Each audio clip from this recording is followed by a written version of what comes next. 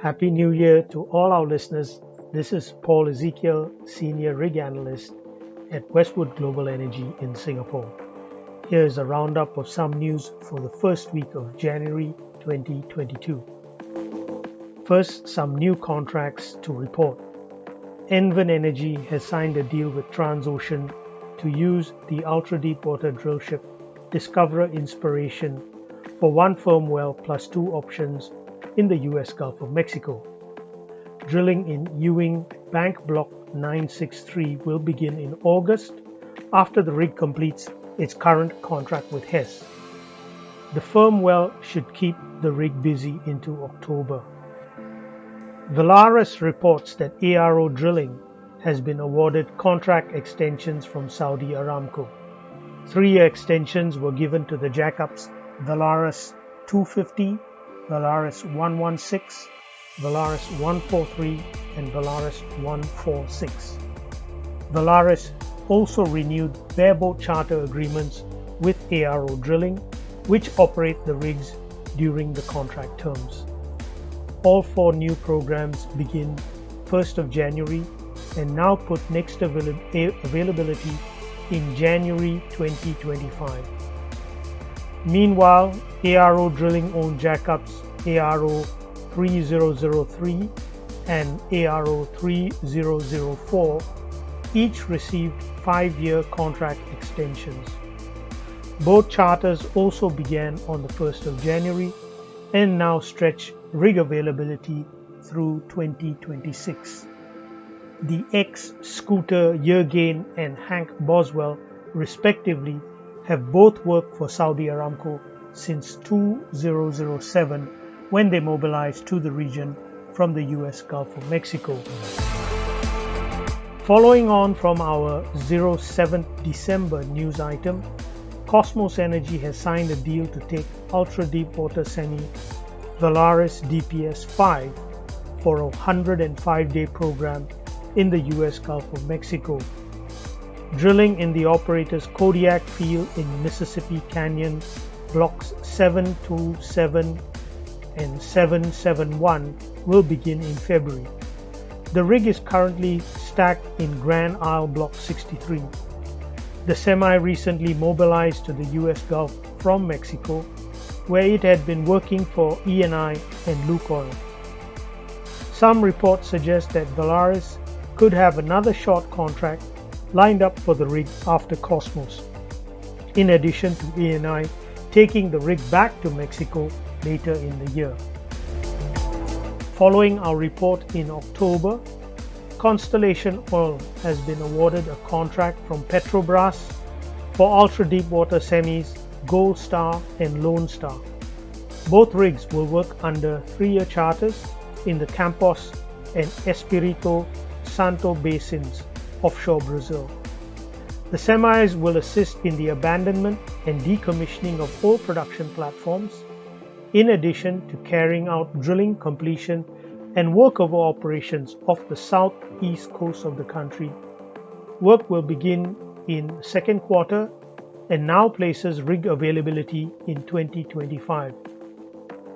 Both rigs are currently contracted to Petrobras, with the Gold Star charter due to end in February this year, and the Lone Star following in April, with each having a short break before starting their new contracts. On to some trends and indicators. Diamond Offshore has updated its previously announced intention to explore strategic alternatives for the company. In a Form 8K filing, the company says it had discussions with 4 potential suitors regarding a sale or merger, but that conversations with all 4 have been discontinued. In addition, high-level discussions also occurred with a 5th, smaller-scale offshore drilling company regarding a possible combination or asset purchase. Diamond did not disclose which rig owners were involved, but said all had sufficient scale to acquire the company and were not in bankruptcy. Market sources suggest that Advanced Energy Systems may be looking to purchase up to 4 more jackups, adding to their recent spending spree. Three of the units are the Baker Marine Pacific class design, while the fourth is a Keppel's Super B class. Two of the rigs are in the Middle East, while the other two are in Southeast Asia. As recently reported, the company just purchased 3 jackups from Shelf Drilling, and the company bought 4 units from Noble Drilling in August last year. Additional details, including rig names, will be reported as further information is confirmed. Now on to Australia. Carnarvon Energy announced that drilling of the Buffalo 10 well in the Timor Sea commenced on the 31st of December last year. The operator is using the jackup Valaris 107, and Petrofac is providing the well management services. The water depth in the area is about 100 feet.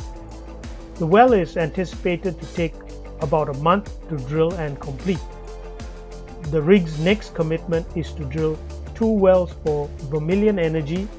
However, that work is not scheduled to commence until April. The rig will be hot stacked during the interim period. Now for some financing and business news. Shipping magnate John Fredrickson has increased his ownership in Valaris to 6.2%. Farmertown Finance, a company indirectly controlled by trusts, settled by Fredrickson and a member of the Sea Tankers, now holds 4.6 million common shares of the company. Farmertown first picked up 5% interest just in December last year before adding to that with the most recent transaction. As a result, Fredrickson now has group observer status on Valaris's board, but he also now has the option to a permanent board seat if he further increases his ownership in the company. Fredrickson also holds around 20% of the shares and votes in Seadrill through Hemen Holding, although he has continued to reduce his stake in recent months. He is, however, expected to remain with Seadrill after it emerges from Chapter 11 bankruptcy this year. Fredrickson supplied the company with a $50 million loan, which will be convertible into 5% of the new equity. On to South America and the Caribbean. ExxonMobil reports that it has made 2 more oil discoveries in the Starbrook block offshore Guyana. The operator says the 2 discoveries will add to the previously announced 10 billion oil equivalent barrels of recoverable resource estimate for the block. First, ultra-deepwater drillship Stena Drillmax drilled the Fangtooth 1 exploration well. The well encountered approximately 164 feet of high-quality oil-bearing sandstone reservoirs. Water depth at the location, which is only 11 miles northwest of the Liza field, is about 6,000 feet. Meanwhile, ultra-deepwater drillship Noble Don Taylor drilled the Lau Lau 1 in 4,793 feet of water. The well encountered approximately 315 feet of high-quality hydrocarbon-bearing sandstone reservoirs. The Lau Lau 1 is approximately 42 miles southeast of the Liza field. Now to Europe and the North Sea. The Petroleum Safety Authority Norway (PSA) has granted Aker BP consent for exploration drilling in Block 34-5 in PL 685 of the North Sea. The well, Laos Hornet Prospect, lies in a water depth of 1,309 feet and will be drilled using Odgfell drilling deepwater semi deep sea Nordkapp. Aker BP has the rig committed until May 2023 with up to a further 12-month extension available. Now to some rigs that are on the move. The ultra-deepwater drillship Maersk Viking is currently en route back to Malaysia after completing the Jove Marine 1 exploration well in Block F13 offshore Gabon for PC Gabon, a subsidiary of Petronas Carigali. The rig is currently expected to commence its 4-well plus 5 option contract with Shell Sarawak in late January. The firm period is for a duration of about 150 days, which will keep the rig busy till the end of June. Should all the options be exercised, the rig will be busy for the rest of the year.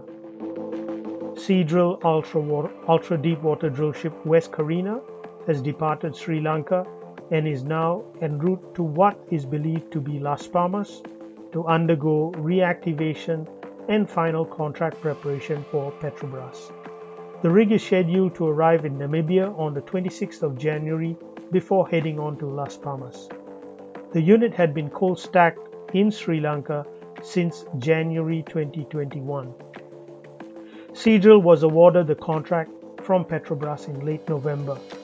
The contract term will run for 3 years with an additional 180-day option.